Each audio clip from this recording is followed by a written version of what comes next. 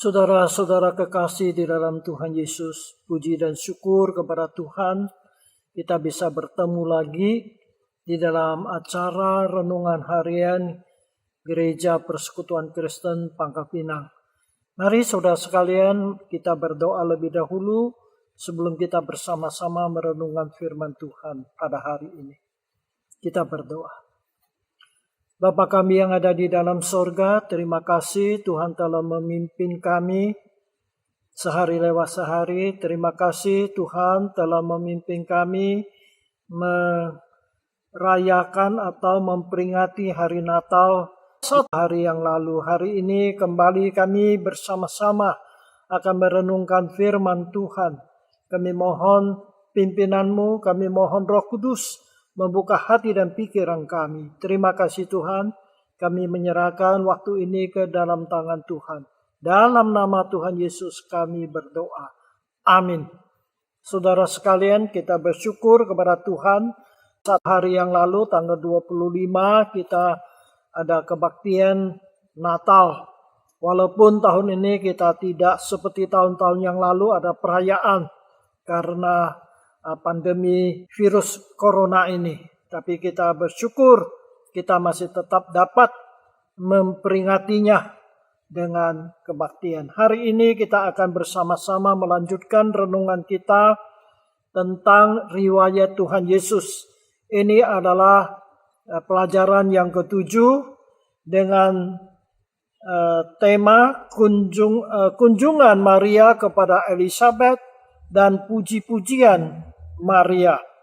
Nas Alkitab yang mencatat peristiwa ini adalah di dalam Injil Lukas pasal 1 ayat 39 sampai 56.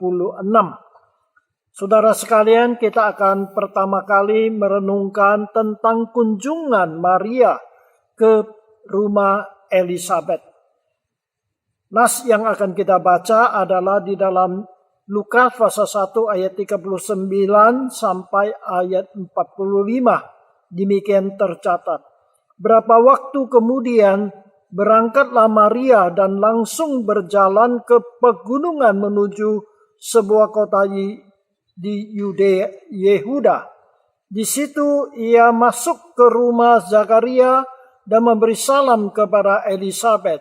Dan ketika Elizabeth mendengar salam Maria, melonjaklah anak yang di dalam rahimnya, dan Elizabeth pun penuh dengan Roh Kudus, lalu berseru dengan suara nyaring, "Diberkatilah engkau di antara semua perempuan, dan diberkatilah buah rahimmu. Siapakah aku ini sampai ibu Tuhanku datang mengunjungi aku? Sebab sesungguhnya ketika salammu sampai kepada telingaku, anak yang di dalam rahimku melonjak kegirangan. Dan berbahagialah ia yang telah percaya. Sebab apa yang dikatakan kepadanya dari Tuhan akan terlaksana." Amin. Demikianlah pembacaan. Saudara sekalian, dari kunjungan Maria ke rumah Elizabeth ini ada beberapa hal yang dapat kita lihat. Yang pertama, Maria dan Elizabeth adalah mempunyai hubungan famili. Itu dapat kita baca di Lukas pasal 1 ayat 36. Jadi Maria dengan Elizabeth ini adalah hubungan famili. Yang kedua, rumah Elizabeth itu ada di daerah pegunungan Yudea. Jadi berarti dia ada di bagian selatan. Sedangkan Maria rumahnya adalah di Nazaret, di provinsi Galilea. Berarti Maria harus datang dari Nazaret bagian utara menuju ke selatan. Jadi jaraknya cukup jauh. Alkitab tidak beritahukan kepada kita Elizabeth ini tinggal di kota apa. Tetapi hanya dikatakan di salah satu kota pegunungan Yudea. Banyak orang berpendapat mungkin itu di kota Hebron. Karena Hebron ini adalah kota imam. Kita tahu suaminya Elizabeth, yaitu Zakaria, adalah seorang imam. Imam adalah dari suku Lewi. Orang Israel ketika dibagi tanah oleh Yosua, suku Lewi ini tidak mendapat tanah. Karena mereka adalah orang yang melayani di bait Allah. Maka mereka tidak diberi tanah. Tetapi di antara kota-kota di Palestina itu atau di Yehuda itu, mereka diberi kota untuk sebagai tempat tinggal, yaitu disebut kota imam. Jadi karena Zakaria ini seorang imam, maka itu dia kemungkinan tinggal di Hebron, kota imam itu. Yang ketiga, kita lihat bagaimana Elizabeth menyambut Maria itu dengan sukacita. Ini menggambarkan hubungan Maria dengan Elizabeth ini adalah sangat akrab. Ya. Mungkin sebelumnya mereka itu sudah sering saling mengunjungi. Ya. Jadi ketika Maria datang ke rumahnya, dia menyambut Maria itu dengan sukacita. Dan yang keempat, pertemuan mereka itu membuat kerohanian mereka itu meningkat. Saudara sekalian, kalau kita kunjungin seseorang, apakah kunjungan kita hanya biasa-biasa saja atau bisa mempunyai nilai rohani yang ditingkatkan. Jadi kunjungan ini kita lihat bagaimana Elizabeth dikatakan oleh Alkitab sendiri bahwa dia dipenuhi oleh Roh Kudus. Lalu dia mengucapkan kata-kata nubuat tentang Maria ini. Ada 3 hal dia menyebut Maria ini atau sebutan untuk Maria ini. Yang pertama, dia menyebut Maria adalah orang yang diberkati oleh Allah. Di dalam ayat 42. Kemudian dia menyebut Maria adalah orang yang beriman. Yang sungguh-sungguh percaya kepada janji Tuhan. Ketika dia menyebut Maria adalah ibu Tuhanku. Jadi dia tahu bahwa Maria mengandung Yesus itu adalah Tuhannya. Dan yang kelima, Maria tinggal di rumah Elizabeth selama 3 bulan. Itu dapat kita baca di dalam Lukas pasal 1 ayat 56. Jadi itulah yang dapat kita lihat tentang kunjungan Maria ke rumah Elizabeth ini. Sekarang kita melihat hal yang kedua, yaitu puji-pujian Maria. Ketika Maria mengunjungi Elizabeth ini, lalu Maria mengucapkan satu syair atau puji-pujian yang luar biasa. Yang tercatat di dalam Lukas pasal 1 ayat 46 sampai 55. Ini satu pujian yang sangat-sangat indah. Saya akan bacakan pujian ini. Lukas pasal 1 ayat 46 sampai 55. Lalu kata Maria, jiwaku memuliakan Tuhan dan hatiku bergembira karena Allah juru selamatku. Sebab ia telah memperhatikan kerendahan hambanya. Sesungguhnya mulai dari sekarang segala keturunan akan menyebut aku berbahagia. Karena yang Maha Kuasa telah melakukan perbuatan-perbuatan besar kepadaku. Dan namanya adalah kudus. Dan rahmatnya turun-temurun atas orang yang takut akan dia. Ia memperlihatkan kuasanya dengan perbuatan tangannya dan mencerai-beraikan orang-orang yang congkak hatinya. Ia menurunkan orang-orang yang berkuasa dari tahtanya dan meninggikan orang-orang yang rendah. Ia melimpahkan segala yang baik kepada orang yang lapar dan menyuruh orang yang kaya pergi dengan tangan hampa.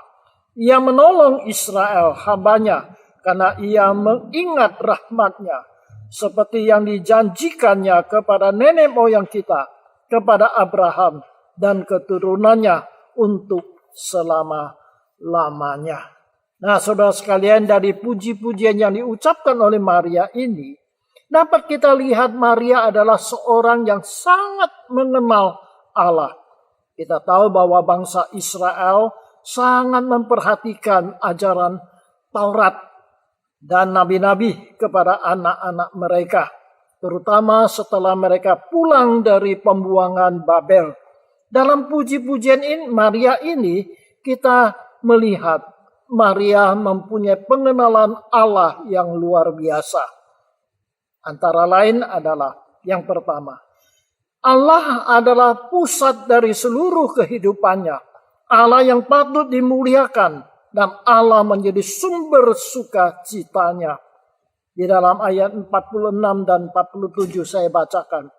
Jiwaku memuliakan Tuhan dan hatiku bergembira karena Allah juru selamatku. Jadi kita lihat Maria jadikan Allah itu sebagai pusat daripada kehidupannya, sumber daripada kebahagiaan dan sukacitanya. Itu yang pertama. Yang kedua, Maria menyebut Allah adalah yang maha kuasa di ayat 49 sampai 51. Jadi Allah telah melakukan perbuatan besar untuk dia. Jadi dia menganggap kehamilannya akan Yesus Kristus itu adalah suatu perbuatan yang luar biasa yang Allah lakukan dalam dirinya. Dan yang ketiga, dia menyebut Allah adalah kudus, saudara sekalian. Allah itu adalah suci, adalah kudus. Ini pengenalan Maria akan Allah. Keempat, Allah adalah penuh dengan rahmat atau penuh dengan anugerah. Kita selama ini menganggap Allah itu begitu tinggi di sorga. Bagaimana dia perhatikan kita. Tetapi di sini Maria menyebut Allah adalah rahmat. Kepada orang-orang yang susah, orang yang miskin, dia memperhatikan rahmatnya. Kemudian yang kelima adalah dia menyebut Allah adalah adil. Di dalam ayat 52 dan 53 saya bacakan. Ia menurunkan orang-orang yang berkuasa dari tahtanya dan meninggikan orang-orang yang rendah.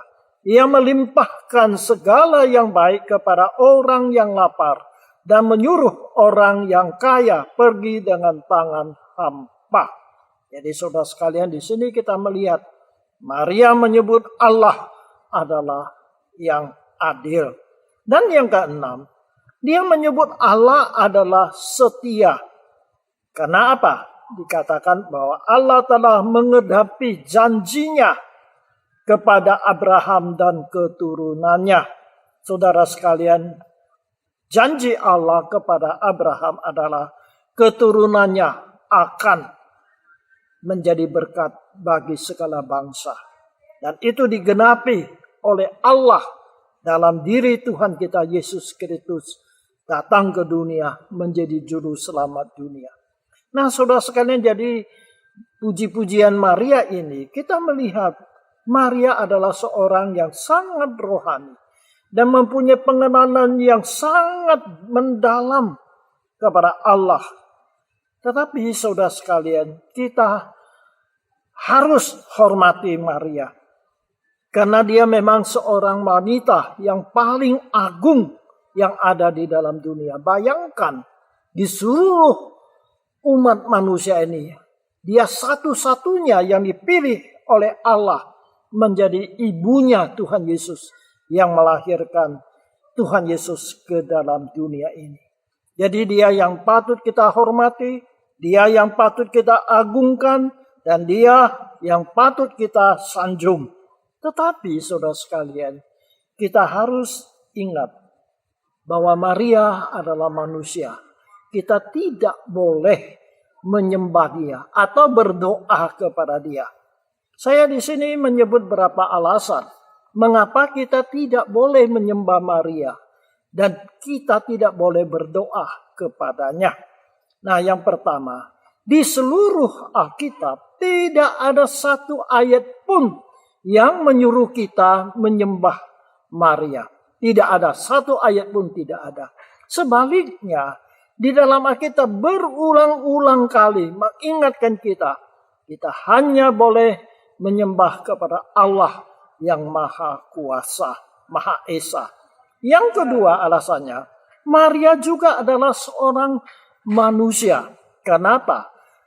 Karena dia menyebut Allah itu adalah juru selamatnya. Berarti dia mengaku dia bukanlah orang yang tidak perlu diselamatkan. Yang kemudian kita lihat, sesudah dia melahirkan Yesus sebagai anak yang pertama, dia hidup sebagai suami istri dengan Yusuf. Dan di dalam Alkitab, terutama di Matius pasal 13 ayat 53 sampai 56, di situ mencatat selain dia Yesus, dia juga mempunyai anak-anak yang lain, anak laki-laki dan anak perempuan. Jadi saudara sekalian, Maria setelah melahirkan Yesus, dia hidup sebagai wanita atau ibu rumah tangga biasa yang melahirkan anak-anak yang lain. Yang ketiga, ketika orang-orang Majus dari timur datang menyembah Tuhan Yesus, kita tahu cerita ini di hari Natal, orang Majus dari timur datang mencari Yesus lalu menyembah Yesus. Nah, ketika mereka bertemu dengan Yesus yang masih bayi itu, mereka juga bertemu dengan Maria dan Yusuf pada waktu itu. Tetapi Alkitab dengan jelas mengatakan mereka tidak menyembah kepada Maria dan Yusuf, tetapi hanya menyembah kepada Yesus saja. Itu ya alasan yang ketiga. Alasan yang keempat, setelah Tuhan Yesus naik kembali ke sorga, maka murid-muridnya kembali ke Yerusalem dari Bukit Zaitun, di mana mereka menyaksikan Tuhan Yesus terangkat ke sorga. Lalu Maria ada di dalam rombongan itu, kumpulan itu, dan mereka bersama-sama kembali ke Yerusalem. Dan di situ mereka di Yerusalem, mereka itu berdoa bersama-sama menantikan datangnya Roh Kudus. Jadi kita lihat setelah Yesus naik ke surga, Maria bersama dengan murid-murid yang lain kembali ke Yerusalem. Dan di situ dia bersama dengan murid-murid yang lain berdoa kepada Allah yang ada di dalam surga. Yang kelima, Alkitab dengan jelas mengatakan bahwa di antara manusia dengan Allah hanya ada satu perantara, yaitu Yesus Kristus. Itu dapat kita baca di 1 Timotius pasal 2 ayat 5, kemudian 1 Yohanes pasal 2 ayat 1 dan 2. Di situ jelas mengatakan di antara Allah dengan manusia itu hanya ada satu perantara, yaitu Yesus Kristus. Oleh sebab itu, kita tidak boleh berdoa kepada Maria, karena dia bukan perantara antara kita manusia dengan Allah. Yang keenam, ketika Yesus hidup di dalam dunia ini, kita lihat Yesus itu sangat menghormati Maria. Tetapi dia tidak memberi suatu hak khusus atau kedudukan yang khusus untuk Maria ini. Memang dia menghormati dia sebagai seorang ibu, tetapi dia tidak menganggap dia itu sebagai satu sosok yang harus disembah atau dipuji. Jadi inilah alasan-alasan mengapa kita menghormati Maria. Harus sangat-sangat menghormati Maria. Karena di antara manusia hanya dialah yang dipilih oleh Allah menjadi ibu yang melahirkan juru selamat kita Yesus Kristus. Tetapi dia tetap adalah manusia. Tidak boleh kita sembah. Hanya Tuhan Allah saja yang boleh kita sembah. Dari puji-pujian ini yang diucapkan oleh Maria, kita melihat bahwa dia adalah seorang yang sangat-sangat menghafal ayat-ayat Alkitab. Dan dia adalah orang yang sangat mengenal sifat-sifat daripada Allah. Tidak heran Tuhan Allah memilih dia menjadi ibu yang melahirkan Yesus. Kiranya Tuhan menolong kepada kita sehingga kita dapat melihat Maria sebagai satu sosok yang harus kita puji, harus kita hormati. Amin. Mari kita berdoa. Terima kasih Tuhan, hari ini kami boleh belajar firman-Mu tentang Maria ketika dia mengunjungi Elizabeth, familinya.